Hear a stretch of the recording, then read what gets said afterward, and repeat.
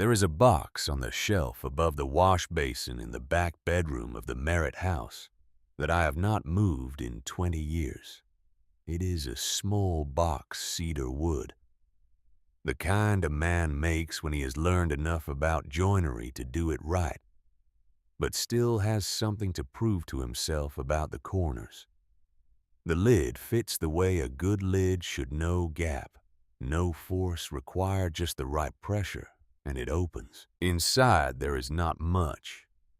A tin button that belonged to my father. A letter folded so many times the creases have gone soft. And 2 rings. Both are oak. Both came from the same branch, a limb that fell during the ice storm of January 1886. When the wind came down from the Medicine Bow Range and took the east side of the old tree by the creek in one long crack that woke me out of a dead sleep. I found the branch in the snow the next morning, half buried, the wood still pale where it had split from the trunk. I picked it up without knowing why, carried it back to the barn, and set it on my father's workbench, where it sat for 2 years before I understood what it was for. The 2 rings are not the same size. One is smaller, considerably smaller, with a surface smoother than anything I have made before or since 3 months of evenings with lamplight, and my father's finest chisels, and sandpaper worn thin from use. The other is larger, the proportions not quite even, with a place along one side where more wood was taken than intended, and the maker had to adjust. You can see where the adjustment was made. You are meant to see it.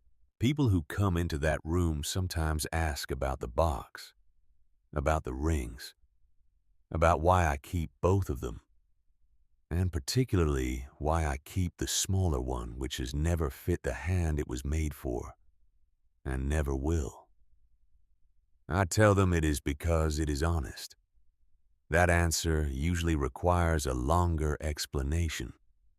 This is the longer explanation. The winter of 1888 going into 1889 was the kind that reminds a man of his own smallness. Not the worst winter the Wyoming Territory had seen. The winter of '86 had killed cattle by the thousands across the range and broken men who had thought themselves unbreakable, but cold enough, long enough, and quiet enough to press down on a person in ways that have nothing to do with temperature. I had been on the Merritt land for 6 years by then. Came out with my father when I was 28.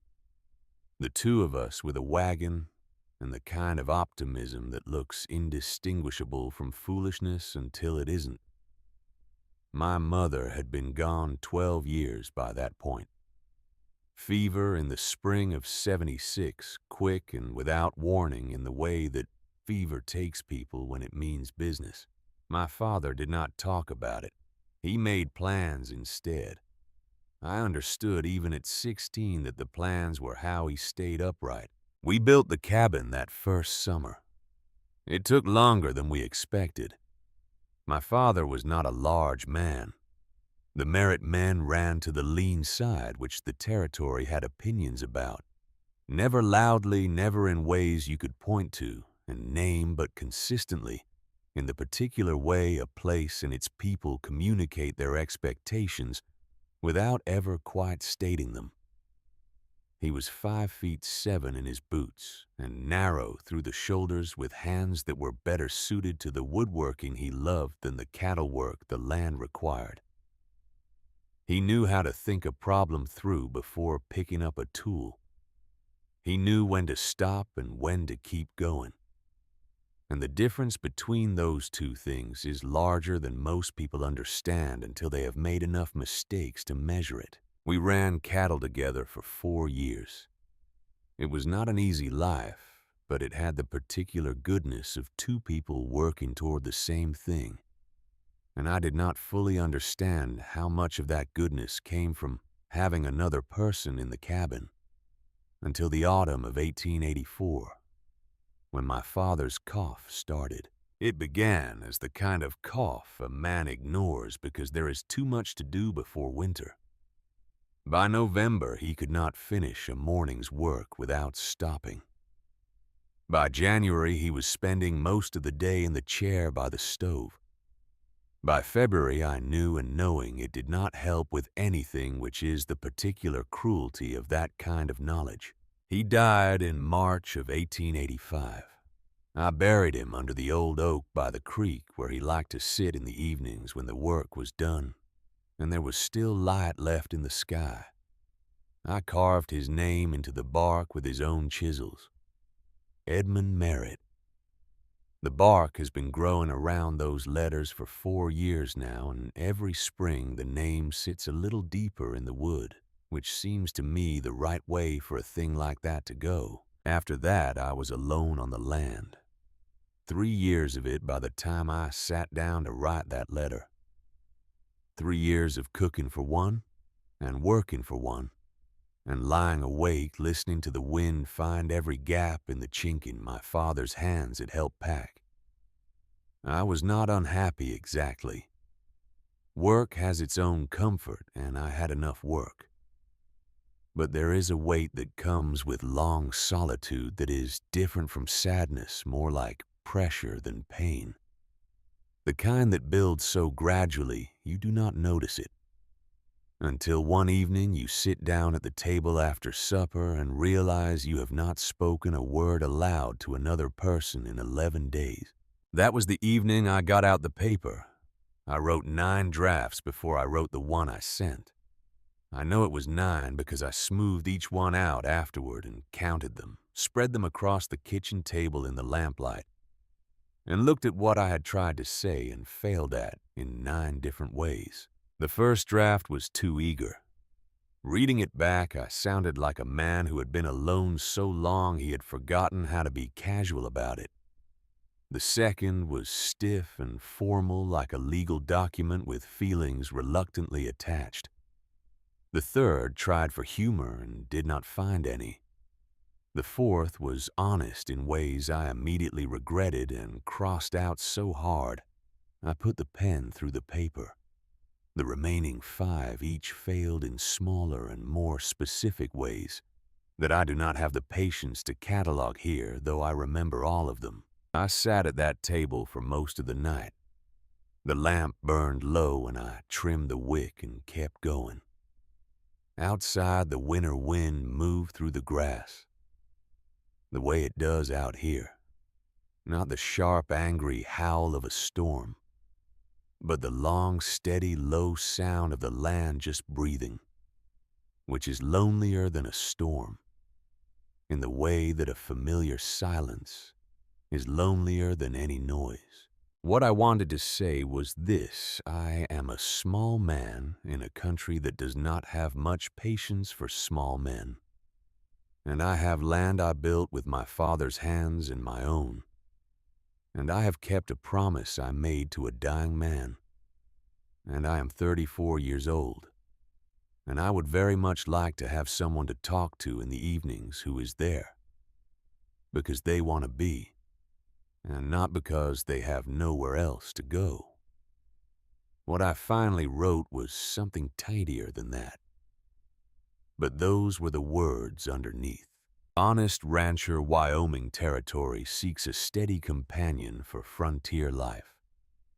I am not a wealthy man, but I am a reliable one. I believe a real partnership means 2 people making each other stronger, not one person making the other feel smaller. If that sounds like something you are looking for, I would be glad to hear from you. I folded it before I could read it again, pulled on my coat and boots, and walked out into the cold dark and put it in the box at the end of the drive where Fletcher Oaks stopped on his mail circuit.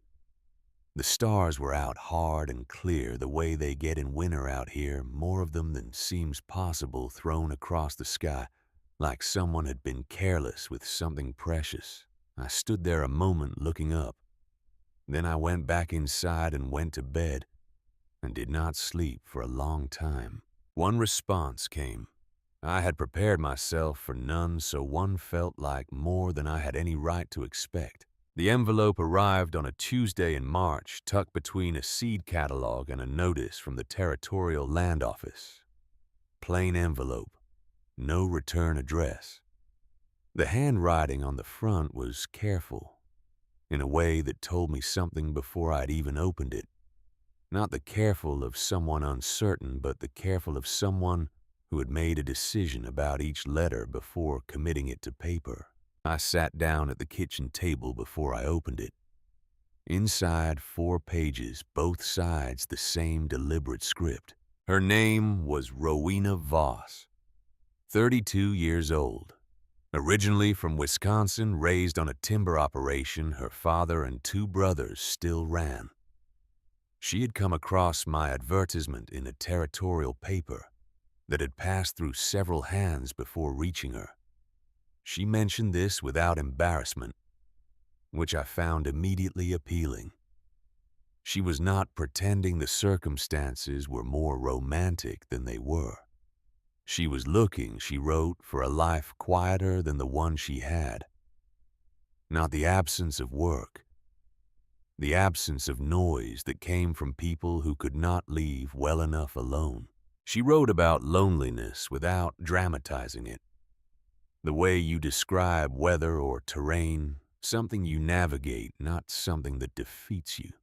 There is a particular weight, she had written, that comes from being always around people and never quiet with them. I had to put the letter down when I read that line, set it on the table and looked out the window at the winter fields and the creek and the oak tree with my father's name in the bark, and felt something loosen slightly in my chest, the way a rope goes slack when the tension on one end is released. She asked good questions. What was the land like in spring? Did I have neighbors I trusted, or neighbors I merely tolerated? Had I always intended to stay in this place, or had I come to it the way many people come to frontier life through loss or failure, or simply the running out of other options? She did not mention her appearance, not once in 4 pages. I wrote back the same evening. We exchanged letters for 7 months, through the late winter and into spring and through the long summer and into the beginning of autumn. I learned the shape of her thinking, the way her mind moved around a question, approaching it from different angles before settling on the one that seemed truest. She was direct in some things and indirect in others, and I came to understand which was which. She asked more than she told. When she told in specific details rather than general feelings. In her 4th letter, she mentioned briefly that there was a matter she needed to arrange before she could make any definite plans. She did not elaborate. I did not ask. 2 months later, when she wrote to say she was ready to make the journey if I was ready to receive her, she did not refer to the matter again as if it had been resolved, or as if it had been decided it would not be mentioned. I noticed the absence. I filed it away with the other things I had noticed about Rowena Voss that I did not yet have enough information to understand. The branch from the ice storm had been on the workbench in the barn for 2 years when her first letter arrived. That evening, after I had read the letter 3 times, I went out to the barn and stood at the workbench for a long time looking at the wood. Then I took down my father's smallest chisel and began. 3 months of evenings. The grain of the branch ran true once you found it. Oak is not a forgiving wood, but it rewards patience. And patience is the one thing I have always had more of than I needed. I made mistakes. I started over. The ring grew out of the wood the way things grow out of careful attention, over a long time slowly, and with several false starts. By the time the snow was gone in April, it was finished. It was small. I had imagined small hands. I did not know yet how wrong that imagination was. The town of Gravel Bend sat 4 miles east of my fence line, close enough to reach in under an hour on horseback, far enough to feel separate from. Population ran to about 170 when you counted the outlying ranches, which people generally did because the number seemed more respectable that way.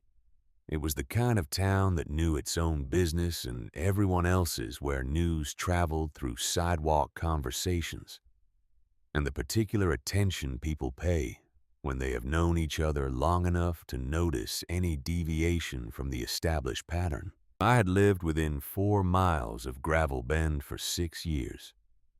I was known there, the way quiet people are known. Recognized, nodded to considered reliable and not particularly interesting. I bought supplies at Gunnell's store, traded at the feed merchants, had my horses shod at the livery. I went to church most Sundays because my father had gone to church most Sundays. And some habits carry forward without examination. I was not disliked. I was simply not noticed in the way that a man like Doyle Prentice was noticed. Prentice had the largest operation in the valley. 1,500 acres running several hundred head, employing permanent hands year-round and more during roundup. He was a big man, Prentice, wide through the chest, with a voice that carried across a room without any particular effort on his part. He had been in the territory 8 years before I arrived, which gave him a seniority he wore without being obvious about it, but wore nonetheless. My father and Prentice had known each other from the early days, had started in the territory at roughly the same time. My father never spoke directly about what had gone between them, and I had learned that the things my father did not speak about were usually things that had cost him something. What I observed for myself was this. Prentice looked at my father the way certain men look at other men. They have already categorized, not unkindly, not with any overt hostility, but with the settled certainty of someone who has made a judgment and sees no reason to revisit it. The week after my father died, Prentice came to see me, sat in the kitchen with his hat in his hands, and said he was sorry for the loss. Said Edmund Merritt had been a good neighbor. Then, before he stood to leave, asked carefully and politely whether I had given any thought to what I might do with the property. I told him I would keep it. He nodded, said the offer stood if I ever changed my mind. He had asked twice more in the 3 years since, always politely, always the same answer from me. There was nothing hostile on the surface. Underneath the politeness was something else, the patience of a man watching a situation he believed would eventually resolve itself in his favor. I did not like it. I did not know what to do about it. So I did what I generally do with things I cannot immediately change. I worked my land, kept my fences maintained, and tried not to think about it more than necessary. I would find out much later that Prentice knew things about my land that I did not, that he had known them for years, that he had been patient, very specifically and deliberately patient, waiting for the right moment to act on what he knew. The right moment, as he calculated it, was when a man had built something new enough to be afraid of losing. I did not know any of this on the morning that Fletcher Oaks's wagon turned in at my gate. The neighbors knew she was coming. There was no way to keep the arrival of a mail-order bride quiet in a town of that size, and I had not tried. Oakes had mentioned it to someone, and from there it had moved through Gravel Bend with the speed that unusual news always moves in small places. Not maliciously, just inevitably, the way water finds its way downhill. By mid-morning on that Friday in late April, there were people finding reasons to be near my drive. Ida Spence had come on the pretext of returning a bucket she claimed my father had lent her some years back. A pretext so thin it was nearly transparent since my father had been dead 4 years, and she had not mentioned this bucket in all that time. She stood by the fence with the bucket in her hand, and her sharp eyes pointed down the road toward town. Hector Grange, from the neighboring property east, had found a fence line to inspect that happened to run parallel to my drive. 2 men I recognized from the feed merchant were sitting on the split rail at the edge of my property with the unconvincing casualness of men who have agreed not to acknowledge what they are doing. I stood in the yard. The ring was in the inside pocket of my vest. I had moved it there the night before, after carrying it in my coat pocket for 3 weeks.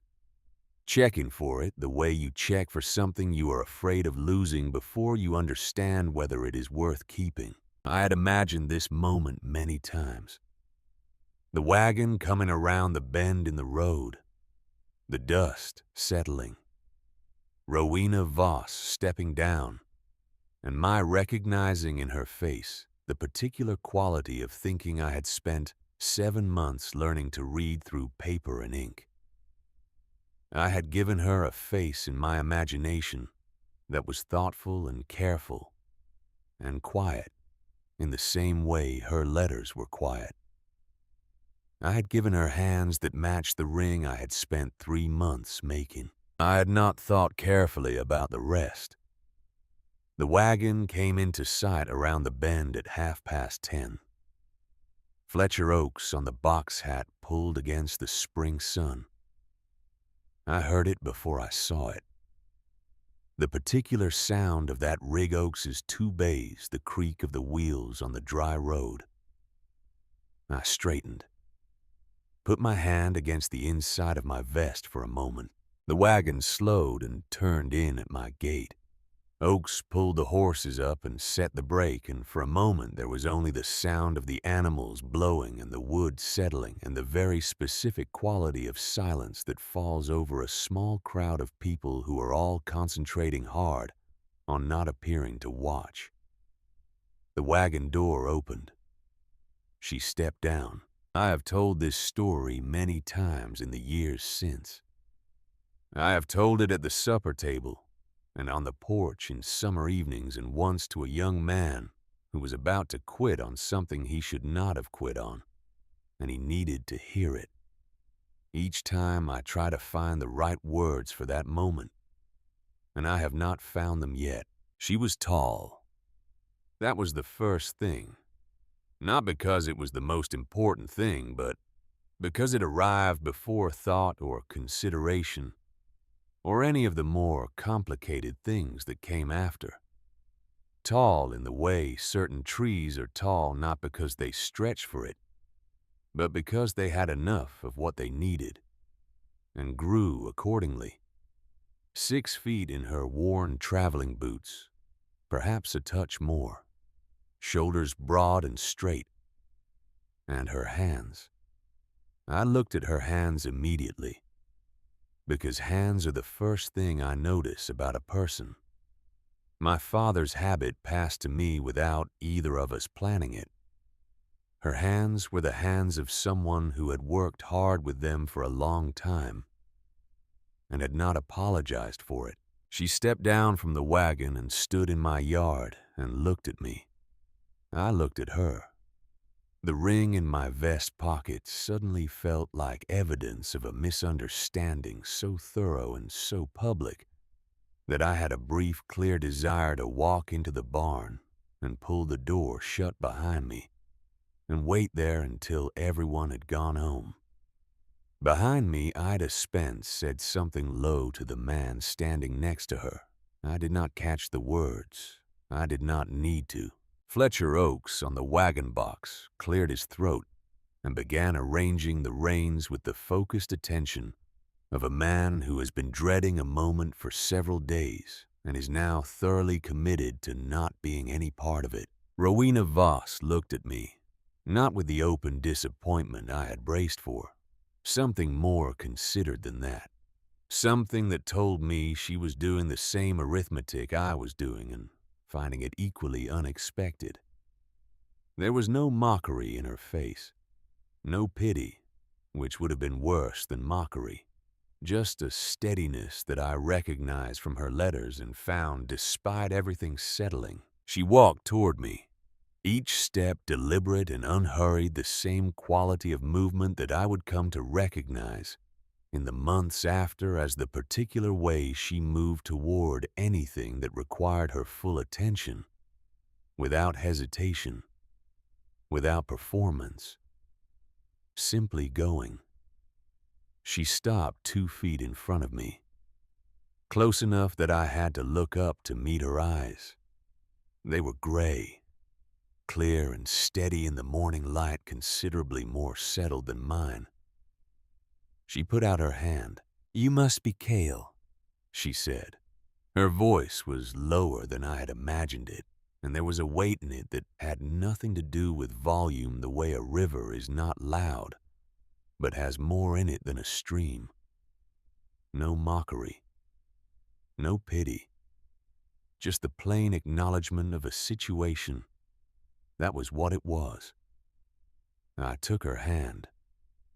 Her grip was firm and careful at the same time. The grip of someone who knew exactly how strong they were and thought about it. "I think we should talk," she said. The way she said it was not unkind. It was honest. And honest in that yard, with half of Gravel Bend watching from a distance they were pretending was accidental, was the best I could have asked for. "Yes," I said. Fletcher Oaks climbed down from the wagon and began unloading her trunk with the particular efficiency of a man who wants very much to look occupied. Her trunk was dark wood banded with iron, and it was the largest piece of personal luggage I had seen outside of a hotel lobby. I got my hands under one end and lifted, and the trunk communicated immediately, and without ambiguity, that it had not been built for one man of my particular dimensions to move unassisted. I did not ask for help. I stood there with my end of the trunk elevated approximately 4 inches above the wagon bed, my face doing things I was grateful no one was looking directly at, and I considered my options. Rowena came around the side of the wagon. She did not comment, did not sigh, did not adjust her expression in any way I could detect. She simply picked up the other end of the trunk as though it weighed considerably less than it did, and we carried it together through the cabin door, which required angling it sideways, the trunk being wider than the frame had anticipated for any reasonable piece of luggage. There was a moment in the doorway where we both had to stop. The trunk was wedged. Both of us halted, her face less than 18 inches from mine. I could smell the road dust on her coat, and beneath it something clean and faintly resinous like pine shavings. "Left or right?" she asked, meaning the 2 sleeping alcoves my father had divided with a curtain when we built the cabin. "Right," I said. We set the trunk down. The floorboards registered the weight. I had cleaned the room the day before, swept the floor, put clean bedding on the cot, set a tin cup of early wildflowers on the windowsill because it had seemed like the right thing to do at the time, and now seemed possibly like too much. She looked at the flowers for a moment. "That was thoughtful," she said. Her voice was neutral in a way that could have meant anything. Then she went back outside to see about the rest of her bags, and I stood in the small room and breathed for the first time in several minutes. Fletcher Oaks stayed for coffee, which I was grateful for because it meant there was a third person present, and the conversation could be general rather than specific. He told us about the road conditions coming south, about a bridge soft on the western side after the spring thaw, about a family he had passed moving further west with everything they owned, in a wagon that looked unlikely to survive another 50 miles. Rowena listened and asked a question or two about the road. Not politely, but actually the way a person listens when they are taking in information they intend to use. He left mid-afternoon with the relieved expression of a man who has successfully navigated something he had been worried about and is now free to go. He tipped his hat to Rowena, nodded to me, clucked to his horses. The dust settled. We were alone.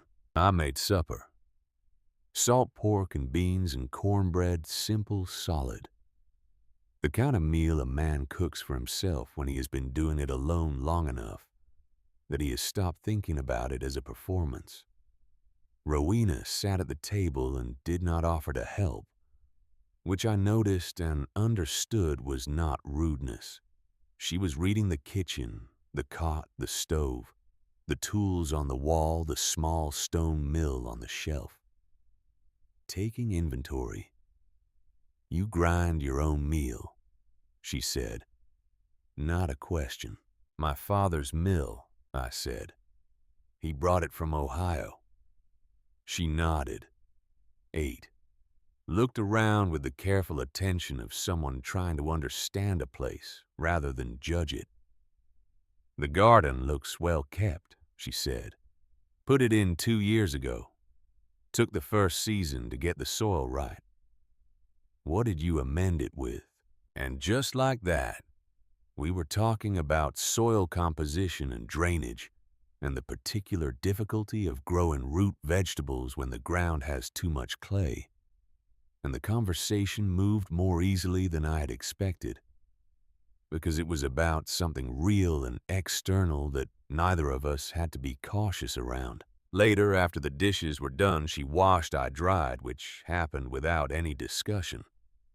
Both of us simply moving into positions that made sense. We sat on opposite ends of the small porch and watched the evening come down over the valley. The light at that hour in this country is unlike any light I have seen anywhere else. The sun drops behind the western ridge, and for 20 minutes the whole valley goes gold, and then the color of a peach, and then a deep still blue that has no proper name. My father used to say it was the land's way of apologizing for everything it put you through during the day. Rowena sat with her hands in her lap and looked at it. I tried to think of something adequate to say and found nothing. After a while, she said quietly, not looking at me, "It's beautiful here." "Yes," I said. That was all for some time. But it was not an uncomfortable silence. It was the silence of two people who have each decided separately to give the other a little room. I thought about her letters, about the particular way her mind worked approaching things from the side before committing to the center. I thought about the line I had read standing at this same window with the winter fields outside, the weight that comes from being always around people and never quiet with them, and I thought about how the person who had written that sentence was now sitting 4 feet away from me on my own porch, larger than anything I had imagined, and quieter in ways I had not expected. And underneath all the surprise of the afternoon, I could feel the thing I had been reading in those letters all winter. It was still there, the same mind, just inhabiting a different space than the one I had prepared for. I reached into my vest pocket and touched the ring. Then I took my hand away. Not yet, I thought. It is not yet. The next morning, everything changed. Not between us that would take longer and harder things than one night's sleep. What changed was the morning itself arriving with a problem that had nothing to do with two people navigating the strange and awkward territory of being strangers who had agreed to consider a life together. I woke before first light, as I always do, made coffee, did the morning feeding, came back inside to find Rowena already at the kitchen table, hands wrapped around the tin cup I had left out, looking at the early sky through the window. with an expression I could not read. We drank coffee. I made eggs.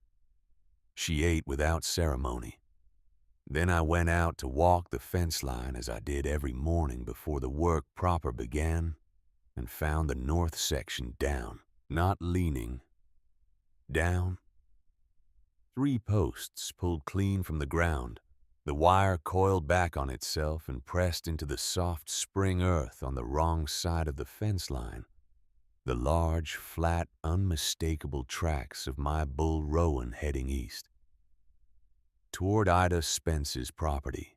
I stood there with my coffee going cold in my hand and looked at those tracks and felt something drop in my stomach. Rowan was not a bad bull. He was, by every measure that mattered, an excellent one. Well-formed and healthy, had sired the best calves on the Merritt land for 3 years running. But he had the temperament of a creature who had concluded that the social expectations of others did not apply to him, and he had the physical means to enforce that conclusion. He went close to 1,800 pounds. His horns curved wide. 2 of my neighbors had learned in separate incidents the previous year that approaching him directly from the front when he was in a particular mood ended badly, and sometimes at some height off the ground. Ida Spence's garden was 3 parcels east. I started walking. I heard it before I saw it. Ida's voice carrying across the valley in the particular register of a woman who has discovered something she worked 3 years to build, has been treated as acceptable grazing by an animal with no appreciation for the effort. By the time I came through her gate, I could make out the full extent of it. The garden rose beds along the south fence that she had brought as cuttings from her mother's place in Vermont, wrapped in damp cloth for the entire journey west. Border stones placed with the precision of someone who cared deeply about the borders. Beds that were the acknowledged pride of every woman in Gravel Bend and the source of multiple blue ribbons at the territorial gathering in Laramie. Rowan had found it to be a satisfactory place to spend the night. He was standing in the center of it, head low, one front hoof moving in a slow meditative arc over what had recently been a rosebed. Around him, 3 years of careful cultivation lay variously trampled, scattered or pressed flat. 2 men from the neighboring property stood at the fence line with ropes maintaining the specific distance of men who have already made one attempt and found the results instructive. One of them, Grange from the east quarter, had a fresh tear in his coat sleeve. Ida stood on her front steps. She was using her voice. I reached the edge of the ruin and looked at Rowan, who looked back at me with the flat, untroubled gaze of a creature that does not recognize the concept of consequences. I had a rope. I did not have any particular plan for what to do with it, given that Grange, who was a large man and not without experience with difficult cattle, had already tried and was now standing at a safe distance with a torn sleeve. Then from beside me came a voice. "How long has he been in here?" Rowena was standing at my elbow. She had followed me from the ranch without my noticing, or I had been walking too fast and too worried to look back. She was looking at Rowan with the same focused, still attention I had seen her direct at the road conditions when Oakes described them, the look of someone gathering information. "Since sometime last night," I said. "The north fence was down when I went out." She didn't respond, still watching the bull. "Those men came at him from the front," she said. "Yes.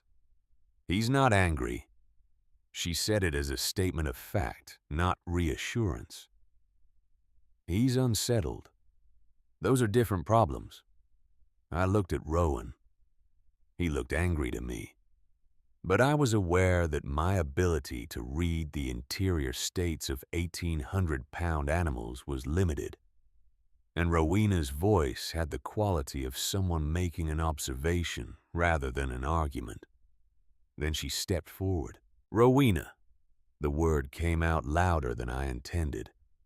"He's dangerous when he's—" But she was already moving into the ruined garden, and something in the way she moved, that same unhurried, unperforming quality I had noticed in the yard when she stepped off Oakes's wagon, made the next word stop in my throat.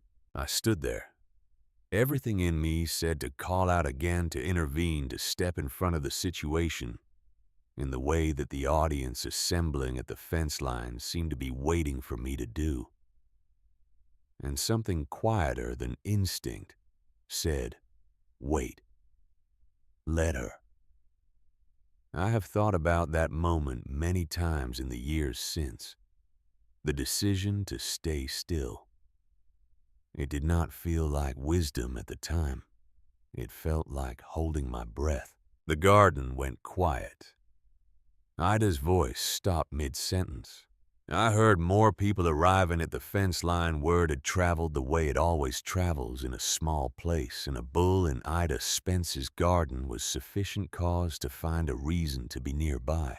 Rowena walked toward Rowan the way water moves down a slope, following the natural line, not pressing. She was talking to him. I could see her lips moving, but could only catch the edge of it. Not words exactly, or not words that parsed into meaning, more like sound shaped into language, rhythmic and low. The kind of sound that has been going on for a long time and will keep going on. Rowan's ears moved. The slow rotation of an animal paying attention to something it is not yet categorized as a threat or an opportunity. His hoof stopped its slow pawing. 12 feet. 10. The fence line was completely silent. I was not watching Rowena. I had shifted my attention. I could not have said exactly when to the fence line itself. To the faces there. To Ida Spence on her porch steps, her hand pressed flat to the front of her dress. To Grange motionless, his torn sleeve forgotten. And then to Doyle Prentice, who had appeared at the gate with his eldest son, Warren. Prentice was not a man who showed surprise. In 3 years of knowing him, I had never seen his face do anything unplanned. But watching Rowena cross that ruined garden, he had the expression of a man encountering something that does not fit any category he is prepared for, and the discomfort of a man who is not accustomed to being without a category. 8 feet. 6. Rowena stopped, extended one hand palm up toward the bull. "There you are," she said, and her voice was clear enough now to carry to the fence line. "You're not truly angry, are you? Just confused and a long way from where you know." Rowan looked at her hand, looked at her face.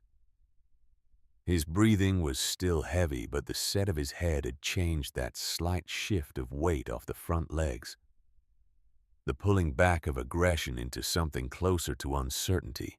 She took the last 2 steps, put her hand on his neck just behind his left ear. The sound that came out of Rowan then was not a sound I had heard from him before. A long, slow exhalation, almost a sigh, the release of something that has been held too long. His head dropped. He leaned into her hand the way a dog leans toward a person it has decided to trust. Someone at the fence line made a sound. Not a word, just the involuntary noise a person makes when they witness something they cannot immediately account for. "Someone bring me a lead rope," Rowena said, entirely calm, as though she had not just walked up to an agitated bull in a destroyed garden and placed her hand on him. "From the Merritt barn, if someone wouldn't mind." Fletcher Oakes, who had arrived at some point I hadn't noticed, turned and went at a near run. Rowena kept her hand on Rowan's neck, fingers moving in slow circles behind his ear. still talking to him in that low, continuous way. The bull stood with his head down and his eyes half closed, 1,800 pounds of animal that had been the cause of considerable alarm for the past several hours, behaving now like something that had simply decided it was time to cooperate. Oakes came back with the rope, held it out at arm's length from the edge of the garden, not quite willing to step into the space the bull occupied. Rowena took it without looking up. Her hands made a halter with movements too practiced to be improvised, the movements of someone whose hands know the configuration without consulting thought. She slipped it over Rowan's head. He accepted it. She led him out of what remained of Ida Spence's garden, and he followed her as though this had always been the plan, his large hooves picking carefully through the scattered border stones, his head low and easy. The assembled neighbors parted before them. When she passed me, she glanced sideways, not quite a smile. The expression of someone who has done a thing and would like to move past the doing of it. "That north fence," she said, not breaking stride. "We should fix it today." I watched her walk across the field toward the Merritt land, my bull walking beside her, as though she had always been where he was supposed to go. Prentice was still at the gate when I turned back. He was watching her walk away. Not the calculating assessment I was used to seeing from him, not the patient measurement he applied to everything on the Merritt land when he thought he could afford to be patient. Something different. The look of a man revising an estimate that he had considered settled. He met my eyes, nodded once the way you nod to acknowledge a situation without committing to an interpretation of it. Then he and his son rode out. I stood in the ruin of Ida Spence's garden for a moment after everyone had gone, looked at the scattered border stones and the pressed flat rose beds, and the deep tracks of Rowan's passage through all of it. Then I looked at my own hands. My father's hands, lean, careful, built for precision rather than force. The ring was still in my vest pocket. I started back across the field toward my ranch where a woman I had written 9 letters to was putting my bull away in his repaired pen, and would shortly, I imagined, be ready to have the conversation we had not yet had. The morning was not yet half over. The valley was full of light. We fixed the fence that morning, and the work was easier than the silence before it. Rowena had already assessed the damage by the time I returned from Ida's property, walked the broken section, tested the remaining posts for give, made a count of what needed replacing. She had found the post hole digger in the barn without being shown where it was. When I came around the north corner with the spare wire, I kept coiled in the corner of the tack room. She was already 3 feet down on the first new hole, working with the even rhythm of someone who had spent considerable time with that particular tool and had stopped thinking about the mechanics of it. We worked in the first sustained quiet of her time on the ranch, not the strained quiet of 2 people unsure what to say, the comfortable quiet of 2 people engaged in the same task, which is a different thing entirely and considerably easier to inhabit. She had changed from her traveling clothes into work trousers worn pale at the knees, and a shirt with the sleeves rolled to the elbow. Her forearms were tanned in the way that only comes from years of outdoor work, not a season of it. She drove the posts with the measured force of someone who understood that patience covered for what brute strength could not accomplish and did not waste either. I handled the wire runs and the tension work, the sections that required more precision than force, where a 1/4 inch of slack in the wrong place meant the whole section would give again come spring. It was the kind of division that happened without discussion, both of us reading what the work needed and moving to fill it. An hour into it, I heard horses on the east road. Doyle Prentice came back with Warren and his two younger sons, and somewhat surprisingly with a length of new wire that he set down at the fence line, without comment, as though he had simply found himself nearby with extra materials. Warren tied his horse at the post and approached Rowena while she was setting the second new anchor. "Maybe I could give you a hand with that," he said. He was 22 and built like his father, with his father's easy way of occupying space. "Looks like heavy work for—" He caught himself. He was not quite fast enough. But he was fast enough to stop before the end of the sentence, which suggested he had more self-awareness than the beginning of it implied. Rowena looked up at him. Her expression was pleasant in the specific way of someone whose pleasantness is not an invitation. "I appreciate the thought," she said, "but I've got my rhythm now. Cale could use a hand with the wire run on the east section if you're willing. No edge in it, no victory. Just the plain statement of what was true and where the help would actually be useful." Warren stood for a moment with his jaw doing a small, visible thing that young men's jaws do when they have received a quiet no from an unexpected direction. Then he walked over to where I was working, and we stretched wire together without speaking, and I was careful not to look at his face. Prentice Sr. stayed until the fence was done. Before leaving, he walked the repaired line with his hands behind his back, the way a man inspects work. He is evaluating rather than admiring. He stopped at the section Rowena had set and gripped one of the new posts and worked it side to side. It did not move. He tried the next. Same. "Good work," he said. It was directed at neither of us specifically, and both of us generally, the way a man delivers a verdict when he does not want to commit to the recipient. He collected his sons and rode out for the second time that day. Rowena watched him go with the steady attention she gave most things. "He knew your father," she said. Not a question. "From the early days," I said. "He looks at the land the way a man looks at something he's been thinking about a long time." I said nothing for a moment. "He's made offers," I said, "for the property 3 times since my father died." She nodded once and did not push further.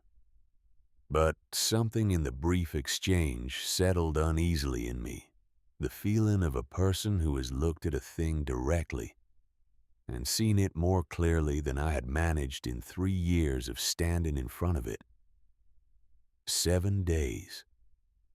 That is how long it took before I stopped listening for her footsteps and simply heard them. There is a difference between those two things that is difficult to explain to someone who has not felt it. Listening for a sound means you are holding it at arm's length, examining it, reminding yourself that it is new and provisional, and not yet something you can rely on. Simply hearing is what happens when a thing has become part of the ordinary texture of a place, when it belongs there, longs. I did not notice the change while it was happening. I noticed it on the 8th morning when I woke before dawn and lay still in the dark and heard Rowena moving in the kitchen. The particular sound of the coffee pot being lifted, the quiet scrape of the stove grate, and felt nothing but a simple, unexamined calm. Then I became aware of the calm and understood what it meant, and I lay there for another moment considering it. Then I got up and went to help with the coffee. Those 7 days were not dramatic. That is what I want to say clearly, because the dramatic parts of a story have a way of crowding out the parts that matter more. The second morning, I showed her my father's woodworking tools. His chisels, the small draw knife, the carving gauges he kept wrapped in oiled cloth, because rust was the enemy of fine edges and he had been particular about his tools. She picked up the smallest chisel and held it. The way you hold something not made for your hand, carefully aware of the mismatch between the handle and her palm. I showed her to hold it lower where the balance was better. Had to stand close to do it. She paid attention in the complete way she paid attention to everything, with none of the distracted quality of someone thinking about something else while appearing to listen. By the end of the hour, she had made a cut along a piece of scrap pine that was cleaner than my first attempt had been, and she looked at it with the focused satisfaction of someone who has learned a true thing. Again, she said, the fourth day she began teaching me to read horses. Not riding, I could ride adequately the way a man rides when horses are tools rather than companions. Reading them was different. The position of the ears, the set of the neck, the particular tension in the hindquarters that preceded a kick, the shift of weight that meant an animal had made a decision before its legs had acted on it. These were a language she had grown up speaking, and I had spent years standing next to without learning. We stood at the paddock fence, and she pointed to things I had looked at 100 times without seeing. "Watch his eye," she said of the young gelding I called Pepper for the third time in a morning. "His feet tell you what he's already decided. His eye tells you what he's deciding." I watched the eye, began slowly to understand what I was looking at. The fifth morning, I came out to find the gate to the south pasture repaired. A hinge that had been binding since February that I'd been meaning to get to since March. She had done it before dawn, before I was up, and said nothing about it when I came out. I looked at the hinge, looked at her already headed toward the barn, said nothing. That evening, I took out the carving tools and made a small wooden pin to replace the missing one in the iron clasp on her trunk, which I had noticed was loose when we carried it in on the first day. Left it on the lid of the trunk without comment. The following morning, the pin was installed. Neither of us mentioned any of this. It was not a competition, and it was not a performance. It was two people in proximity to each other's problems fixing what they could fix. That is all it was. But it was also something I had not had in 3 years, and something I had not known I was missing until I had it again. On the 7th day, she found the sketchbook. I know the exact moment because I had come back from the creek to retrieve a tool I had left behind, and I passed the window of the small room and saw her standing at the shelf with the sketchbook open in her hands. I had left it there by accident when I cleaned the room, set it on the shelf without thinking, meaning to retrieve it.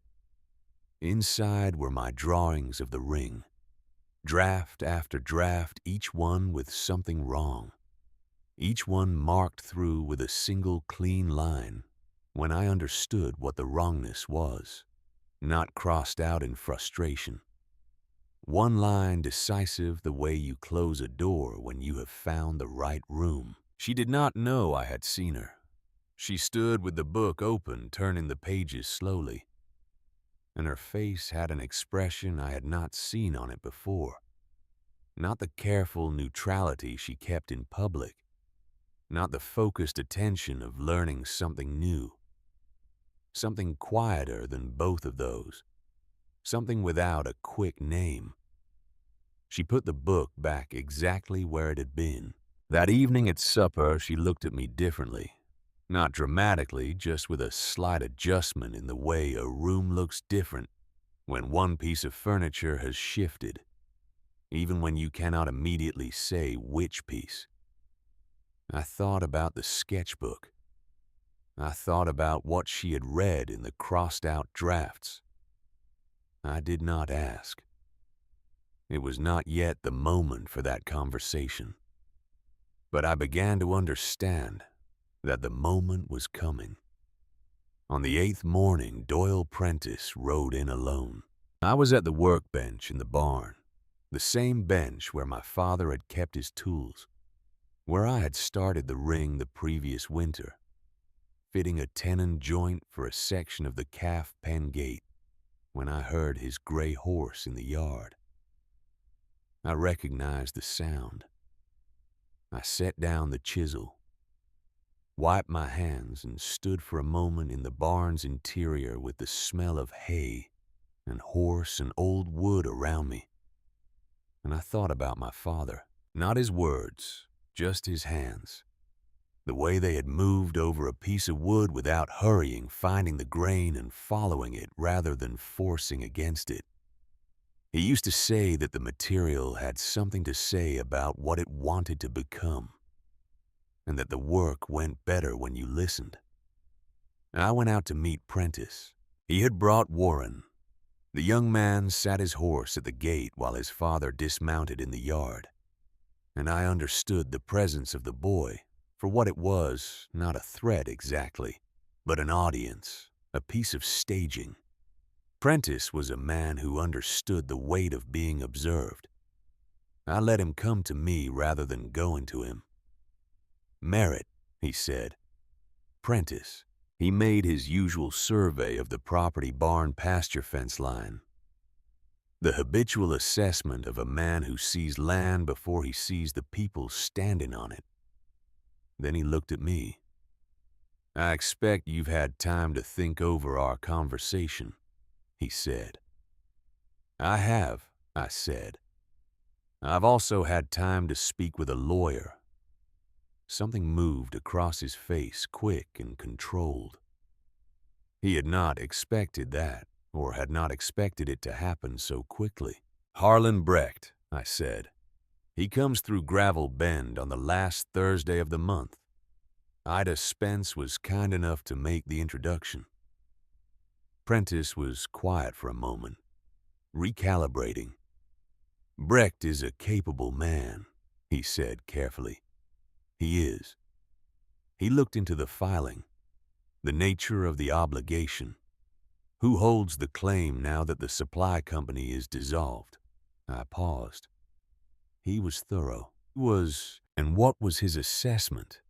Prentice's voice was still even, still measured. But something in the underside of it had changed. That settled patience, that layered certainty was not quite where it had been.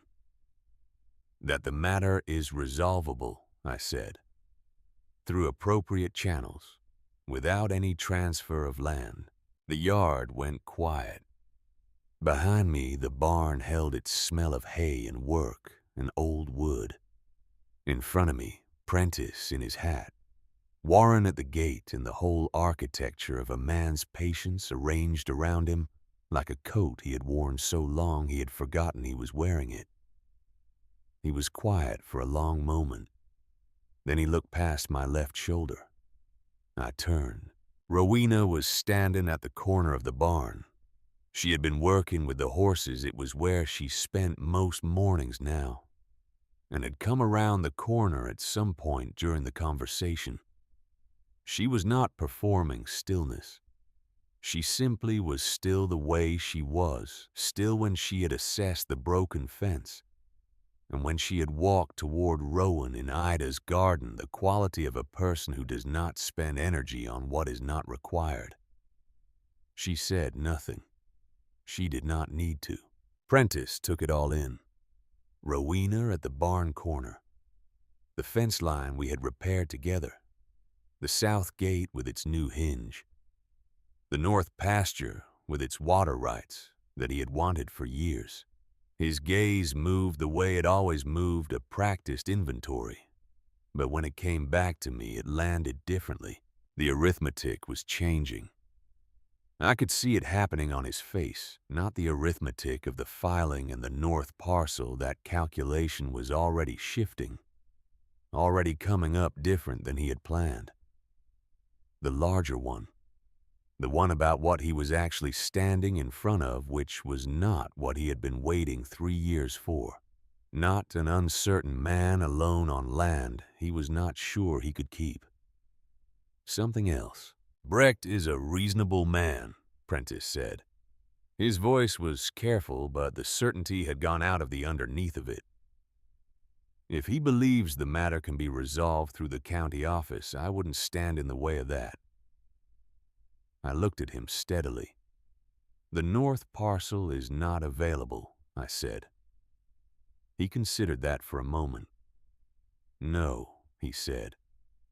I don't suppose it is. We stood in the yard. The morning was clear and bright, one of those late spring mornings with more light in it than the season seems to warrant.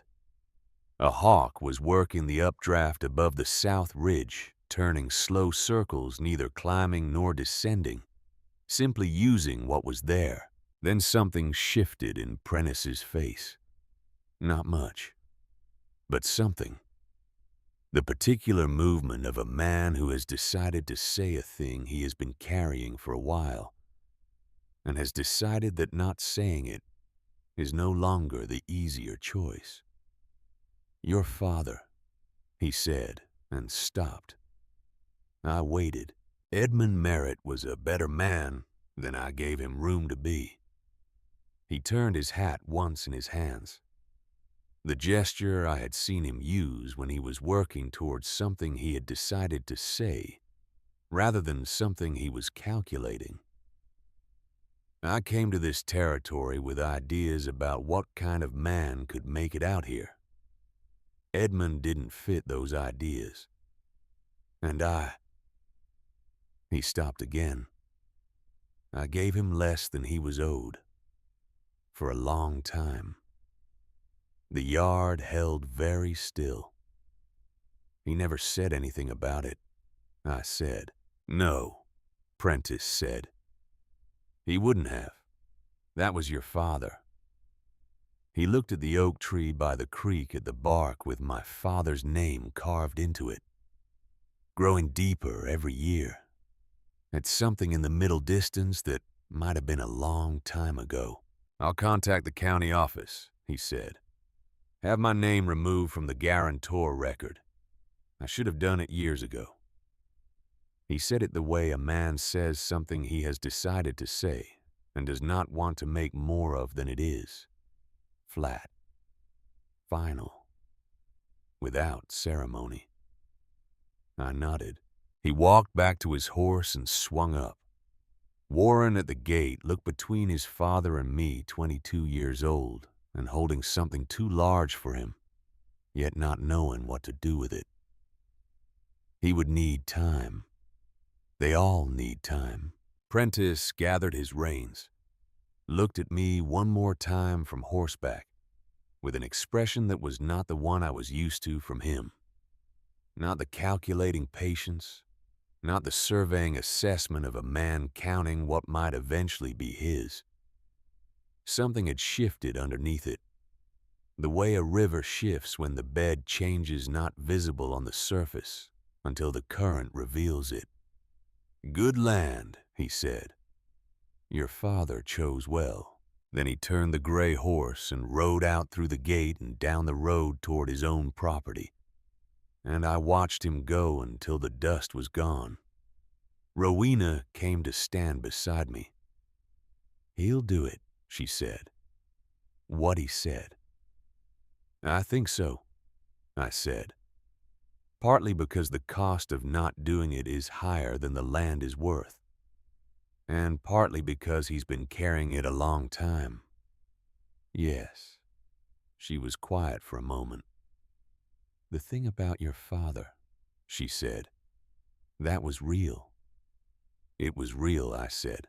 We stood in the yard while the morning went about its business around us, the horses in the paddock, the creek talking to itself beyond the oak tree, the ordinary sounds of a working ranch on a clear spring morning that had been something else an hour before and was now returned to itself. Thank you, I said, for Brecht, for going. She looked sideways at me. You were going to figure it out. Eventually. I was already in town, she said. I almost smiled. You keep saying that. It keeps being true. I looked out at the land, the north pasture, with its rocky ground and water rights. The south pasture, where Pepper was making his considered way along the fence line. The barn with my father's tools on the workbench. The garden coming back already from what Rowan had done to it. The oak tree with the name in the bark. I put my hand against my vest pocket. I have something I've been meaning to do, I said. I went inside and got the ring. Not from my vest. I had moved it that morning finally, after 3 weeks of carrying it.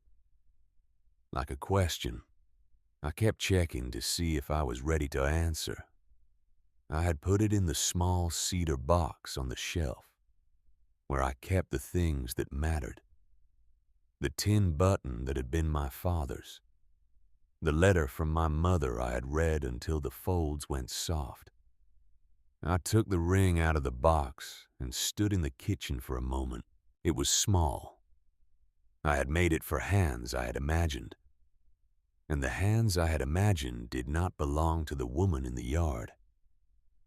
I had understood this since the first afternoon when I had looked at Rowena's hands, and known immediately that 3 months of careful work had been done in service of a picture that bore no resemblance to the truth.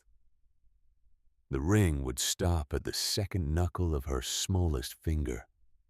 It would not fit. I also knew what she had seen when she looked at the sketchbook. The crossed-out drafts. The evidence of trying and trying again each attempt marked through when I understood what was wrong. None of them abandoned out of impatience. She had stood at that shelf and read something in those pages. And I had seen her face change in a way that told me the reading had mattered. I went back outside. Rowena was at the paddock fence, her arms folded along the top rail, watching Pepper work out his feelings about the morning. She did not turn when she heard me approach, just shifted slightly to make room. We stood at the fence and watched the horse for a moment. "In my third letter," I said. "I remember it," she said. "I wrote something about partnership, about two people making each other stronger." "I kept that letter," she said. "All of them." I held the ring out to her on my palm. She looked at it. Then she picked it up carefully between 2 fingers and held it to the light, turning it slowly, examining the grain of the wood, the way she had examined my father's chisels on the second morning, with the attention of someone looking for the work that went into a thing, not just the surface of it. "You made this before you met me," she said. "Yes. You didn't know anything about my hands." "No," I said. "I imagined them wrong." She turned the ring once more in the light. Then she did something I had not anticipated. She placed it on her finger, the smallest finger of her left hand, and slid it as far as it would go, which was to the second knuckle where it stopped. She held her hand up and looked at it there, the small circle of pale oak against the weathered capability of her hand, too small by a full size, perched at the knuckle like something waiting. "3 months," she said. "You spent 3 months making this for a woman you'd never met." "Yes." "Based on letters." "Yes." She lowered her hand and looked at the ring where it sat too small and still somehow there. "You know what that tells me?" I shook my head. "It tells me you take things seriously when they matter to you." She paused. "Not carefully. Seriously. There's a difference. Careful is about protecting yourself. Serious is about the thing itself." She slipped the ring off her finger, held it in her palm for a moment, the way I had held it out to her, looked at it. It can be resized, she said. It can. I'd have to split it and add a piece. The grain would show the join. Yes, she said. It would. She closed her hand around it for a moment. Then she opened her hand and placed it back in mine and folded my fingers around it. Ask me, she said. Not because of the arrangement. Not because of the letters or the land or any practical reason. Ask me because you want to. I looked at her, at the gray eyes that were steadier in morning light than at any other hour, at the hands that had laid flat on my kitchen table and gone quietly to town and done the work that needed doing without requiring anything from me in exchange, at the person who had walked toward a difficult thing without hesitation and stood at a barn corner without saying a word, and made both of those gestures say more than a long speech would have. Rowena Voss, I said. My voice came out steadier than I had any right to expect. Will you marry me? Not because we planned it. Not because it is the practical end of what we have been doing. Because I think we are building something here that neither of us could build alone. Because the past 7 days have been the least lonely I have had since my father died. Because you found the right question to ask, and I want to be present for the rest of them. She was quiet for a long moment, long enough that I was aware of the hawk above the south ridge, still turning its slow circles, and the creek and pepper moving along the fence line, and all the ordinary sounds of a morning continuing around a moment that was not ordinary at all. Yes, she said. Then, but I have conditions. I waited. We resized the ring together. You show me how, not just the result, the work. All right, and I'm going to make one for you. It won't be as fine as this one. I'm not there yet with the tools, but I want to make it. Something moved in my chest, a specific and unfamiliar sensation that took me a moment to identify. The particular release of a hope you have been afraid to hold directly finally being answered. All right, I said again. One more thing. The expression on her face was not quite a smile, but it was in the same territory close enough to see from where I was standing. You are going to let me finish teaching you to read horses. All of it, not just the basics. You are still watching the feet too much. I know, I said. You're getting better. You're a good teacher. You're a slow student. Yes, I said, but I'm thorough. She looked at me for a moment with that expression that was not quite a smile. Then it arrived fully without the careful management she kept over most of what she showed. It changed her face the way weather changes a landscape completely, and for the better, and I kept the image of it the way you keep a thing that you understand in the moment of keeping. You will need for a long time. What I did not know, that morning, what I would only understand weeks later, was what had moved in the days before Rowena said yes. Fletcher Oaks had not been as silent as I assumed. Oaks ran his mail circuit the way a river runs its course through established channels, with a feel for every bend and shallow gathering things along the way that were not strictly his to carry, but that gravity and proximity deposited in his hands anyway. He had known about the land filing before he brought Rowena down from the stage junction, because Prentice had let it fall in a conversation the previous autumn during one of several discussions about the Merritt property that Oaks had gathered Prentice had been conducting with various parties for some time. He had not told me. He told himself it was not his business, that a man who drove a mail route for a living did not insert himself into arrangements between landowners. He told himself this with the particular conviction of someone who knows underneath the telling that it is not entirely true. What brought him to Rowena 3 days after Prentice's visit to my yard was not courage. It was the accumulated weight of not saying something, becoming heavier than the discomfort of saying it. He came in the afternoon while I was working Pepper in the south pasture, practicing what Rowena had been teaching me about reading the animal's eye, getting it wrong, and then less wrong and occasionally right. I did not see Oakes's wagon come up the road. I did not see him pull up at the cabin or go to the door or stand on the porch with Rowena for the better part of 20 minutes, speaking in a voice too low to carry across the field. I came back in at midday and found her at the kitchen table with her hands flat on the surface and an expression I had not seen before, not the careful neutrality, not the focused assessment. Something that had received information and was in the process of deciding what to do with it. She looked up when I came in. "Oakes was here," she said. I set down the fence tool I was carrying. "He told me about the filing," she said. The kitchen was very quiet. I sat down across from her. "I was going to tell you," I said. "I know," she said. "When?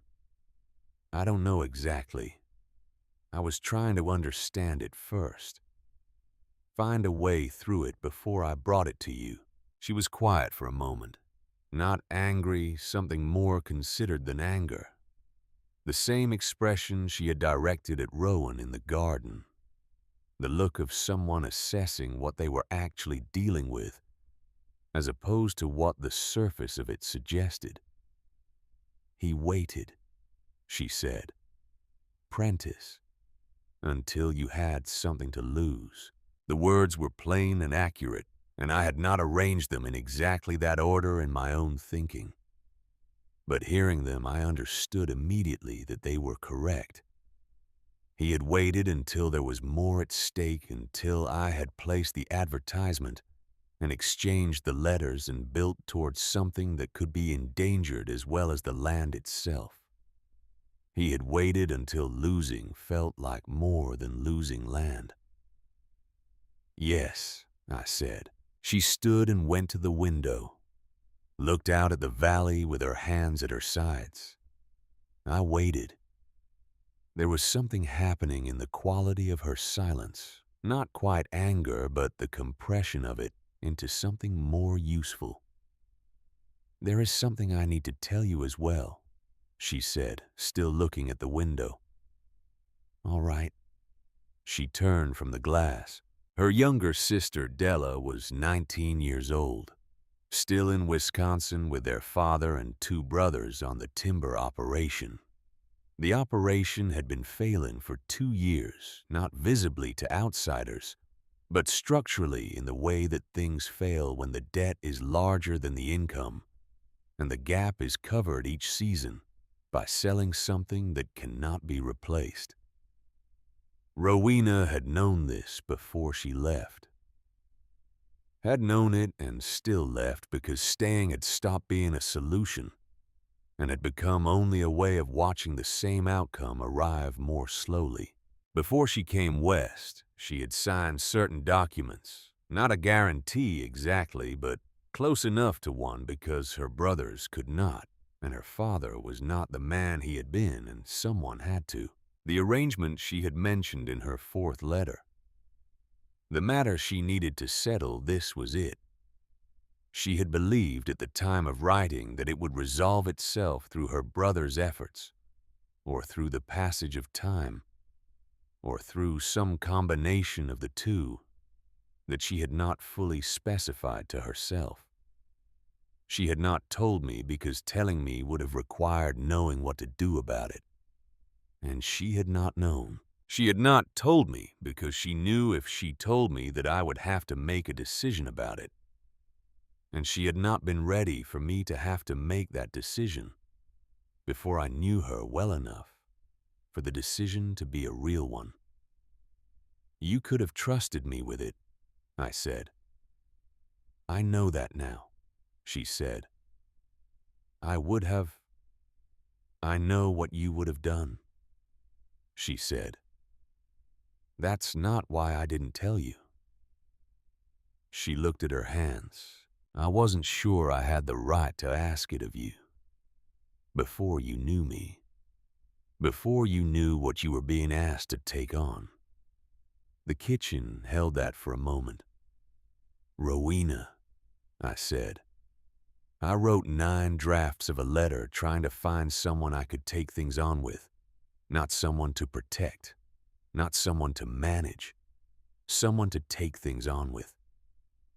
She looked at me. There's a difference, I said. Yes, she said. There is.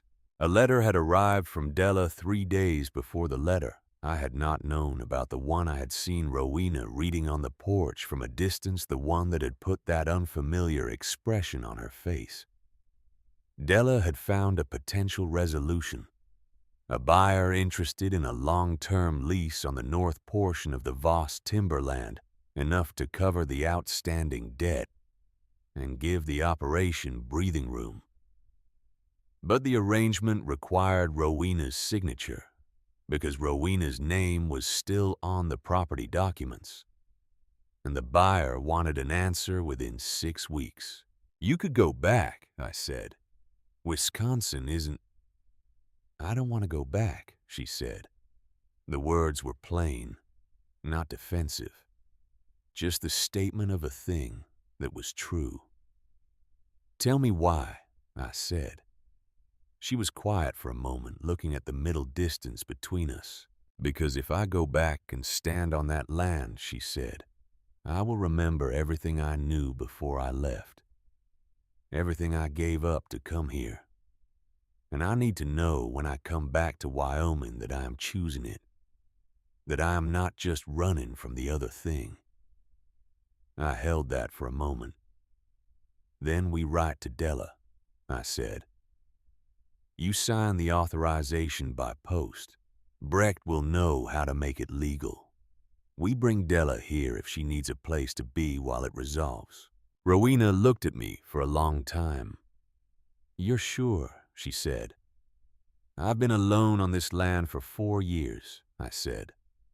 I am not sure of very much. I am sure that I am not interested in building something that only works when conditions are easy. She did not answer right away. Outside, the valley was going into the late afternoon light. The long shadows beginning to move across the grass. The ridge going dark against a sky still bright. The creek. The oak tree. The ordinary continuation of a place that had been here before either of us arrived, and would be here long after. All right, she said finally. We wrote the letter to Della that evening at the kitchen table with the lamp burning between us.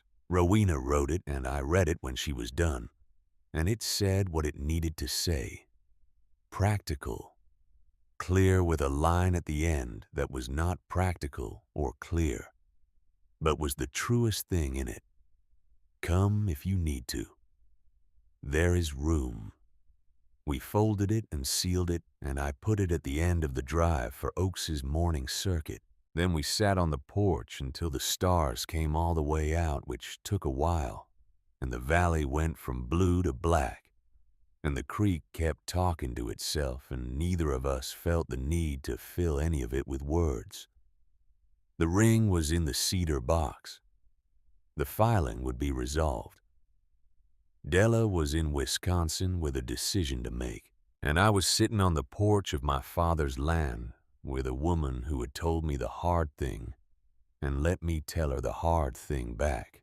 And the night was clear and cold and full of stars, and the land was not ending quiet. Della Voss arrived on a Wednesday afternoon in late June, unannounced by one day. Her letter saying she was coming arrived on Thursday. This, Rowena explained afterward, was characteristic. She decides first, she said. Then she notifies, in that order, always. Fletcher Oaks brought her down from the stage junction in the same wagon he had used to bring Rowena 2 months before, and the contrast between the two arrivals was sharp enough to notice. Where Rowena had stepped off that wagon with the deliberate stillness of someone who had prepared herself for a moment and was determined to meet it on her own terms, Della came down the steps with the forward momentum of a person who had already moved past the arriving and was interested in what came next. She was smaller than her sister in every dimension. Not slight, but compact, with dark eyes that moved quickly, and a way of standing that suggested she was occupying exactly as much space as she needed, and had thought about it. She carried a single valise in a canvas bag that she did not allow anyone else to touch, and she wore the expression of someone conducting a quiet and ongoing assessment of her surroundings. She shook my hand. "Thank you for not saying no when Rowena mentioned it," she said. "I don't say no to much," I said. She looked at me for a moment, deciding something. "That's either a virtue or a problem," she said. "I haven't decided which yet."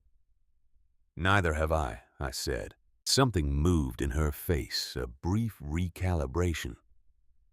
The adjustment of someone who has prepared for one kind of conversation and arrived at a different one.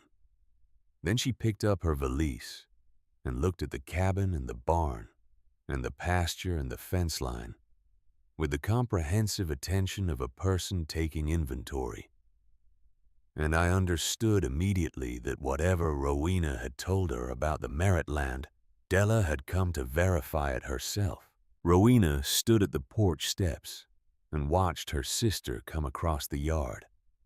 I saw Rowena's face in the moment, before she controlled it, the complicated expression that lives between relief and worry, and something older than either the specific emotion that exists only between people who have been through enough together, that seeing each other requires no explanation, and too much explanation at the same time.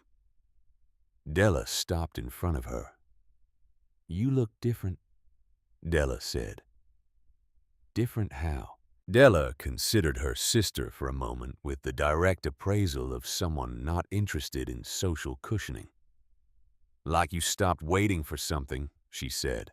Rowena said nothing, but something in the set of her shoulders changed slightly in the way that an acknowledgement changes a person when they receive it from someone whose opinion they have never been able to dismiss. The first 3 days, Della watched everything. Not obtrusively, she had enough self-possession for that. But I was aware of her attention, the way you are aware of weather approaching from a direction you cannot quite see.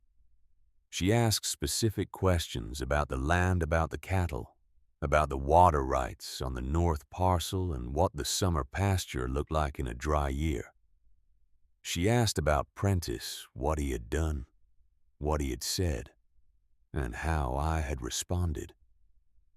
She listened to the answers with the same quality of attention Rowena brought to things, though.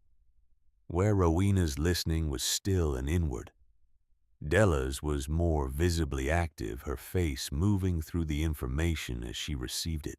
On the evening of the 3rd day, she found me alone at the workbench in the barn, fitting a new board to the south face where the wood had rotted through. The late light came through the window at the angle that made close work possible, and I was concentrating on the fit of the joint and did not hear her come in. "She didn't tell me much," Della said from the doorway. I set down the mallet, turned around. She was leaning against the doorframe with her arms folded, looking at the workbench, at my father's tools arranged on the wall above it, the chisels and draw knife and gouges, each one in its place. "About what?" I said. "About you. About here." She looked around the barn with that inventory gaze. She wrote about the land, about the work, about a bull that got into a neighbor's garden. A pause. She didn't write much about you specifically. What did you want to know? Whether you were going to be the kind of man who made her smaller, Della said, or the other kind. The barn was quiet for a moment. I don't know how to answer that, I said, except to say that's not what I'm trying to do. I know, she said. I'm not asking because I'm uncertain. I'm telling you what I was looking for when I got here. She unfolded her arms. She spent most of her life being the biggest person in every room she walked into, not just physically, in every way that counts. And most people respond to that by either resenting it or depending on it. Neither one is good. She looked at me directly. You watch her, she said. Not to manage her, just to see what she's doing. I did not answer that. That's the other kind, Della said simply. Then she walked past me to look at the grain in a piece of oak, sitting on the workbench, picked it up and set it back and left the barn, the way she had entered it without ceremony. 4 days after Della arrived, Warren Prentice rode by. He had a reason. The reason was a fence staple he claimed his father had borrowed from us at some point that he was now returning. The staple was the kind of generic hardware available at any feed merchant in the territory, and the likelihood that its specific origin could be traced to the Merritt supply was not high. But he had it in his hand, and he presented it at the gate with the straightforward manner of someone who has decided his excuse is adequate and is not going to undermine it by appearing nervous. Della was working near the gate, checking the tension on the wire we had rehung the previous week. She straightened up when he rode in and looked at him the way she looked at most things directly, without particular warmth or hostility, just assessment. Warren Prentice had his father's build and his father's way of filling space, but he was 22 years old and had not yet learned to make that seem natural, rather than effortful. He was better with horses than he was with people. This was visible in how he handled the animal under him, and how he handled the conversation that followed. Nice repair on this section, he said, looking at the fence rather than at Della.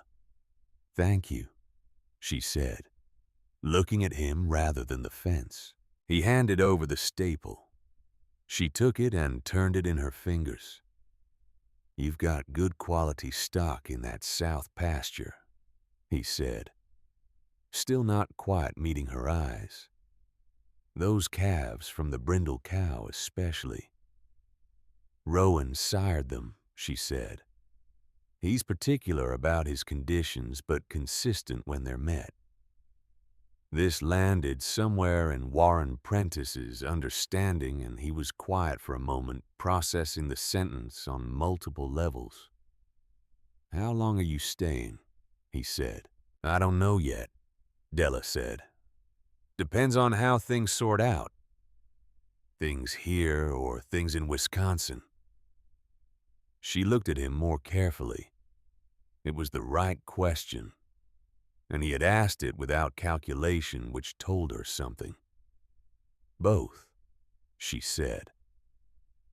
I was watching this from the barn door with the focused neutrality of a man who is aware he is watching something and is trying not to let his awareness of it affect what he is seeing. I went inside and found Rowena. Warren Prentice is at the gate, I said. I know, she said, not looking up from the saddlery she was cleaning. He returned a fence staple. Is that what he's calling it? It seemed to be going reasonably, I said. Rowena set down the cleaning cloth. She looked at the wall for a moment. She's 19, she said. I know. He's 22. I know. His father tried to take our land 4 months ago. His father also came to the fence line with wire to help repair it, I said, and removed his name from the guarantor record without being asked twice. Rowena looked at me. You're being charitable, she said. I'm being accurate, I said. There's a difference. She was quiet for a moment. Della knows what she's doing, I said. That's what worries me, Rowena said. She always knows what she's doing. The question is whether what she's doing is wise. She's more careful than she appears, I said. She asked me some direct questions the other day about how I think about things, about the kind of man I was trying to be. I paused. She's not careless with herself. Rowena looked at the wall again for a moment. If she asks my opinion, she said, I'll give it. And if she doesn't? A long pause. Then I'll manage, she said, and picked up the cleaning cloth. I went back to the barn door. Warren Prentice was still at the gate. He and Della were talking about something cattle, it sounded like, from the fragments that carried across the yard, with the careful attention of two people who are using a practical subject to determine whether a less practical conversation is worth having. I went back to my work and left them to it. The summer moved the way good summers move, with enough difficulty in it to make the good parts mean something, and enough good parts to make the difficulty worth it. Della's situation in Wisconsin resolved itself in stages. The lease arrangement for the timberland was formalized. Rowena's authorization accepted by post with Brecht's assistance. The immediate pressure on the Voss operation eased. Her brothers, to whom Della referred in her letters with an affectionate precision that made their limitations clear, without being unkind about them, began to manage the reduced operation with somewhat less crisis than before. Della stayed through August. She worked. That was the thing about Della Voss. She did not occupy a space without contributing to it. She learned the Merritt cattle faster than I had expected, and she had a gift for the practical repair of things that was different from Rowena's gift, but complementary to it. Where Rowena saw the structural problem, Della saw the immediate fix. Between them, they addressed things I had been meaning to address for 2 years. She and Rowena had one significant argument, which I witnessed from enough distance to observe, but not enough to hear. It lasted 20 minutes and appeared to involve something about the Wisconsin situation, and a decision Della had made before leaving that Rowena had not been told about. They stood in the south pasture with the kind of physical stillness that people maintain when they are being careful with something breakable, and their faces held the complicated expressions of people working through an old disagreement that has acquired new layers. They came back to the cabin separately, 20 minutes apart. Neither mentioned it at supper. By the following morning, they were working together again as though it had not happened, though, with a slightly different quality to the silence between them. A silence that had passed through something and come out the other side. I did not ask about it. 3 nights after the argument, I came in from the evening check and found the kitchen empty. Rowena was on the porch. I filled a cup and went out and sat beside her. The valley was going into its colors. The western ridge already dark, the sky above it still holding the last of the orange. She decided something before she left Wisconsin, Rowena said, without telling me. Something significant. She sold some equipment to make a partial payment on the debt before the lease arrangement came through. It worked. But if it hadn't worked, the situation would have been worse. And you're angry she didn't consult you. I'm angry she didn't trust me to hear it without trying to stop her. I considered that. Would you have tried to stop her? A long pause. Yes, she said. Probably. Because the risk was too high or because you weren't there to manage it. The question came out more directly than I had intended. I felt her go still beside me. Then she said, "That is an uncomfortable question." "I know," I said. "I'm sorry." "Don't be." She looked at the ridge. "It's the right one." We sat with it for a while. The stars beginning in the east, the early ones. She made the decision she had access to. Rowena said finally, "I wasn't there. I had left. She used what she had." Yes, I've spent a long time being the one who manages things. For her. For the family. She paused. I don't know how to stop doing it just because I moved to Wyoming. You don't have to stop, I said. You just have to let her also do it. At the same time. Without it being a competition about who does it better. Rowena looked at me. "When did you get wise about sisters?" she said. "I'm not wise about sisters," I said. "I'm wise about being the person everyone assumes doesn't need help." She was quiet for a moment. Then she nodded slowly with the nod of someone receiving a thing that fits into a space they didn't know was open. Della left in the second week of September. Warren Prentice drove her to the stage junction. He came to the cabin the morning she was leaving and helped load her bags with the careful attention of a man who is concentrating hard on being useful. Because being useful is the only role he knows how to play that does not require him to explain himself. He and Della spoke quietly on the way to the wagon, and whatever they said did not appear to require witnesses. Rowena stood on the porch and watched her sister climb up onto the wagon seat. Della looked back. Something passed between them. The quick, compressed communication of two people who have known each other longer than they have known anyone else, and have developed out of that duration a language that requires almost no words. Della lifted one hand. Rowena lifted hers. Then Oakes clicked to his horses, and the wagon went down the road, and Rowena stood at the porch railing until there was nothing left to watch. I came to stand beside her.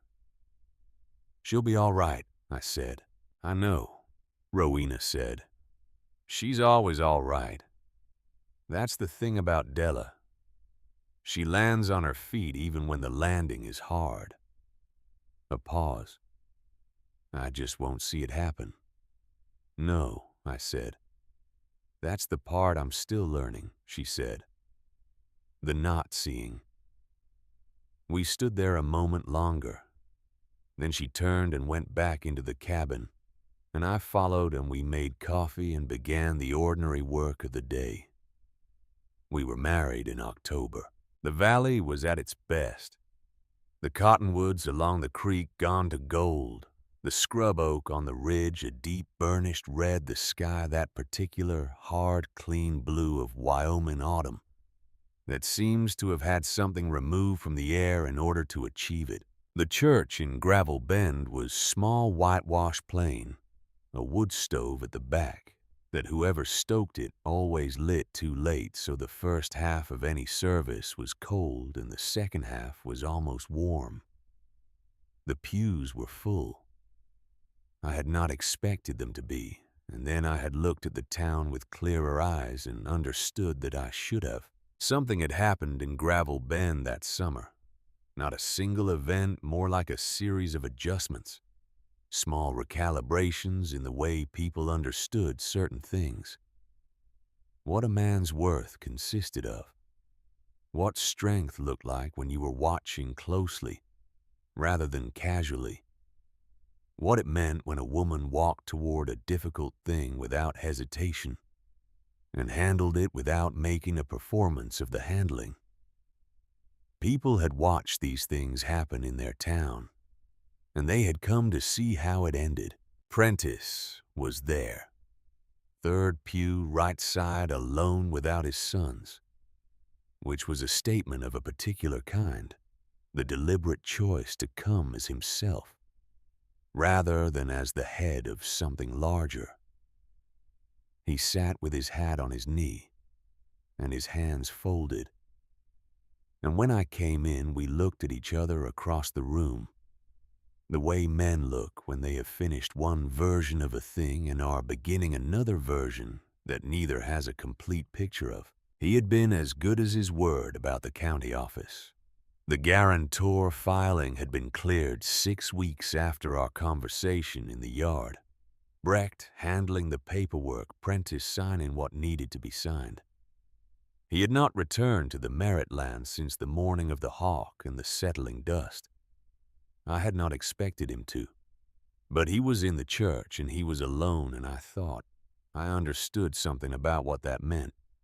Ida Spence stood at the back near the door in her dark dress and her good hat, close enough to see everything, far enough to leave quickly, if she chose. She wore the expression of someone watching a thing come out right, that they had hoped would come out right, but had not allowed themselves to expect. When Rowena came in, Ida looked at her with the contained satisfaction of a woman who has been paying attention for a long time and has reached a conclusion she finds sound. Fletcher Oakes sat in the middle of the congregation with his hat in his hand and the posture of a man repaying a debt by showing up. He had come to me 2 weeks before the wedding and said plainly that he should have told me about the filing when he first knew, that he had told himself it was not his place, and that this had been on reflection a way of being comfortable rather than a way of being right. I had told him I appreciated him saying it. He had nodded. Neither of us had needed to say more than that. The rings were oak, both of them from the same branch, the branch that had come down in the ice storm of January 1886, that I had carried back from the snow without knowing why, that had sat on the workbench for 2 years before I understood what it was for. It turned out there had been enough of it for 2. Things sometimes work out that way, sufficient for purposes you could not have named when you started. I had made mine for Rowena 3 months before I met her from a picture I had made in my head from hands I had imagined. Rowena had made hers for me over the weeks of October. In the evenings after supper at my father's workbench with his tools, while I sat nearby doing other work or simply being present in the same room. She had not been wrong that hers would not be as fine as mine. The surface was not as smooth. The proportions were not perfectly even. There was a place along one side where she had taken more wood than she intended and had to adjust. And the adjustment was visible not as a flaw exactly, but as evidence. Evidence of a person learning the grain of a material they were new to, making a decision about how to proceed when the first plan did not work, and continuing. Before the ceremony, I stood alone in the small room behind the church for a few minutes. I had the cedar box with me. I took out the first ring, the too small ring, and held it in my hand for a moment.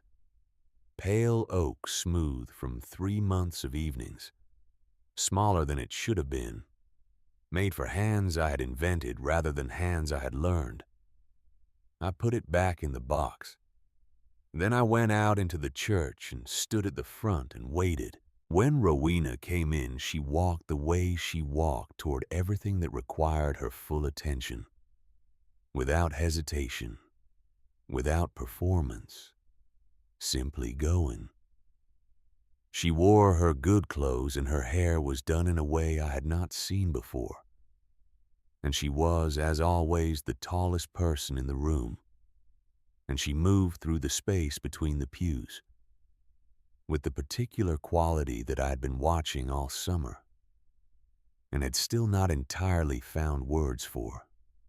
The quality of someone who has arrived somewhere and understands without needing to announce it that they belong there. She came and stood in front of me. The wood stove at the back had been lit late as usual. The front of the church was cold. Neither of us minded. She took out the ring she had made, held it in both hands for a moment.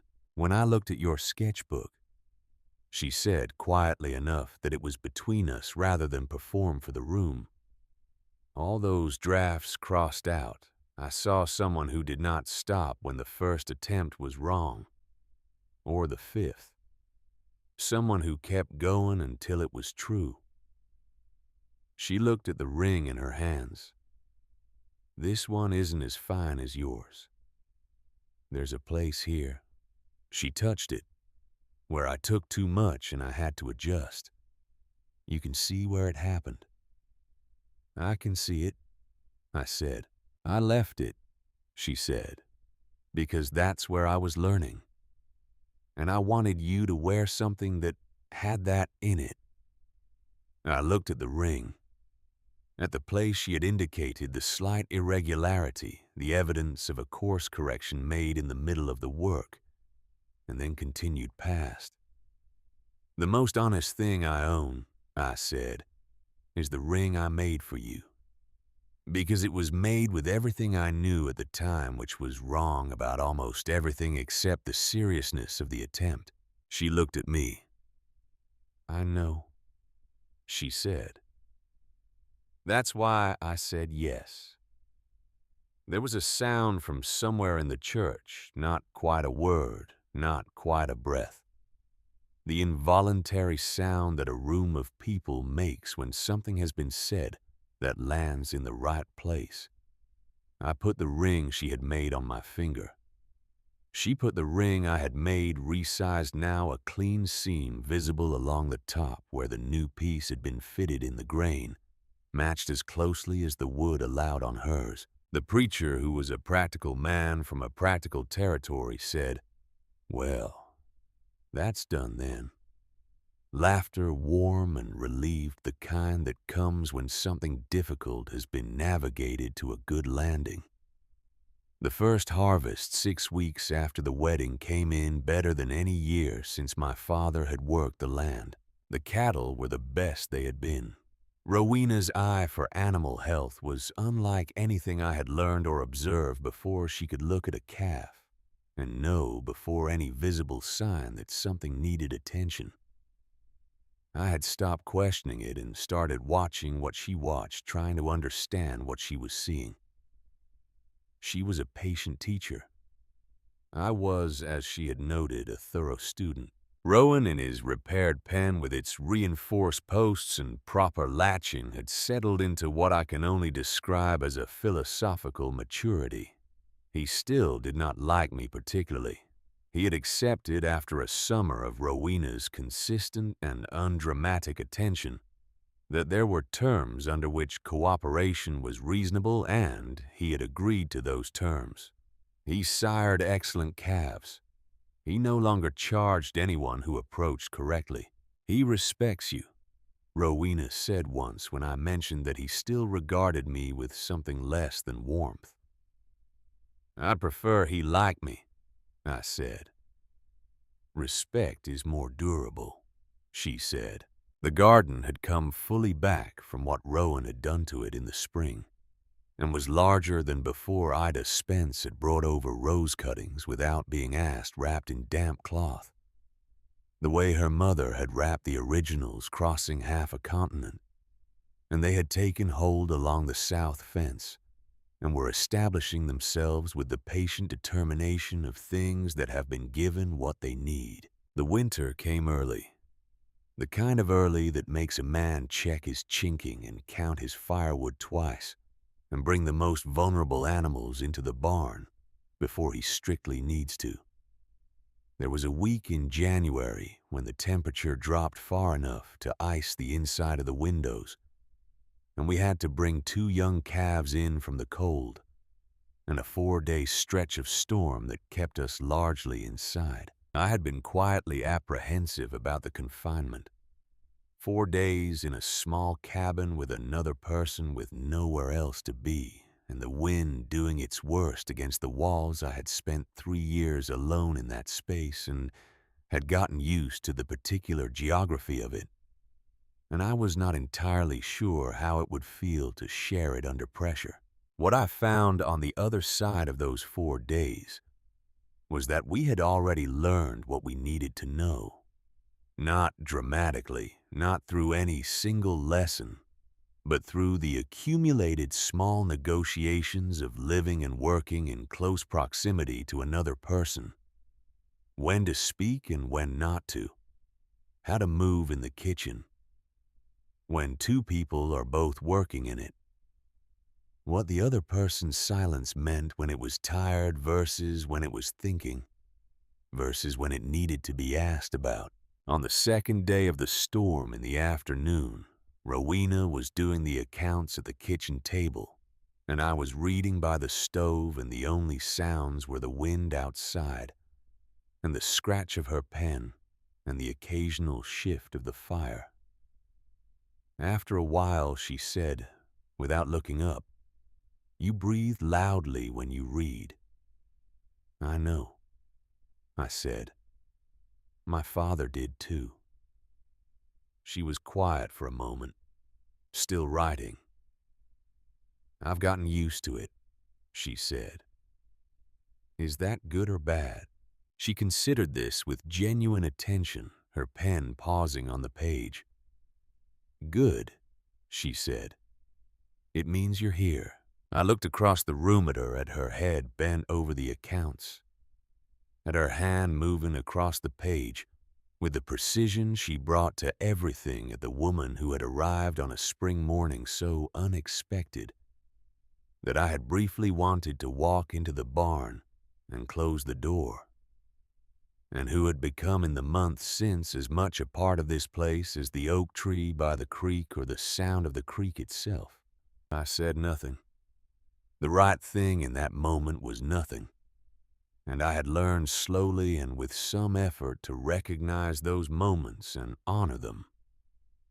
I am past 50 now, and I have told this story in different ways, to different people. And each time I tell it, I notice something I didn't notice before.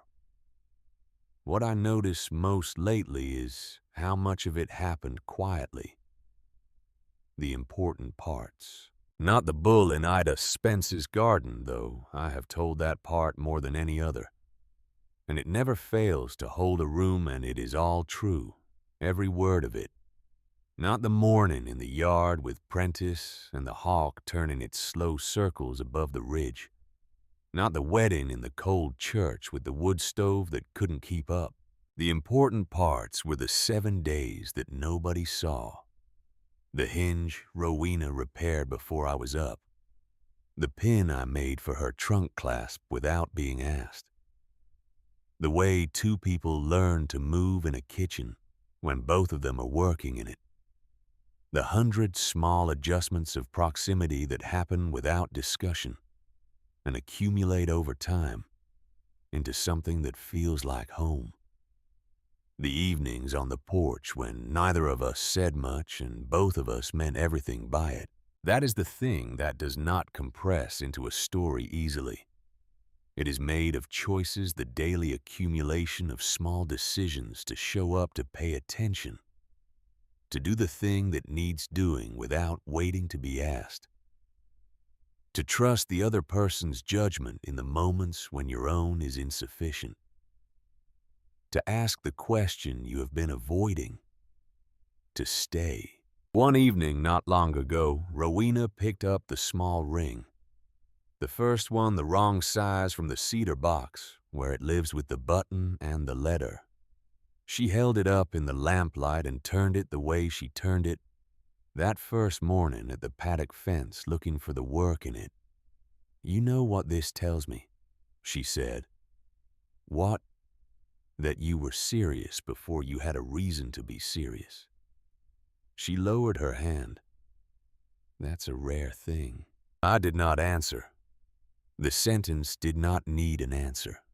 It needed to sit in the room and be what it was, and we both understood that.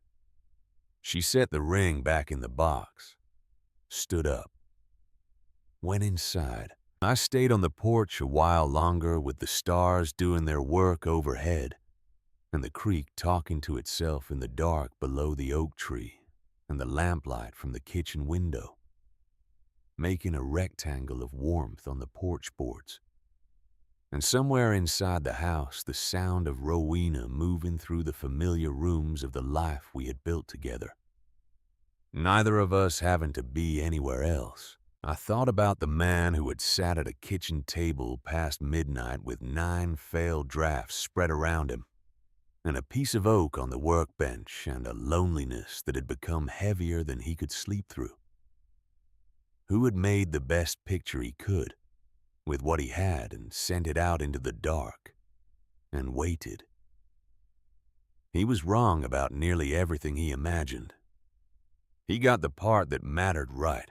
He was serious about it before he had any reason to be. And that, more than the land, more than the letters, more than any of the events that a person might point to as the turning points of a life, that was what the ring was made of. That was what it had always been made of. And that is why I keep it.